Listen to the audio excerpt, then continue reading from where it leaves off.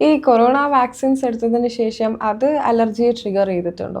എല്ലാ കേസസിലും ഇല്ലെങ്കിലും ചില കേസസിലൊക്കെ അങ്ങനെ റിപ്പോർട്ട് ചെയ്തിട്ടുണ്ട്. പക്ഷേ ഒരു ഒരു പഠനമൊന്നും അതിൻ്റെ മേലെ നടന്നിട്ടില്ല.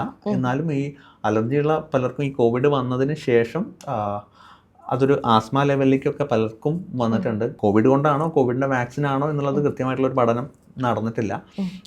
ഈ കോവിഡ് വന്നതിന് ശേഷം ഒരുപാട് അലർജിക്കാർ കൂടിയിട്ടുണ്ട്. കാരണം നമുക്ക് അറിയാം പേഷ്യൻസിനെ ട്രീറ്റ് ചെയ്യുന്ന സമയത്ത് കോവിഡിന് ശേഷം ഒരുപാട് ഇത് കൂടിയിട്ടുണ്ട്.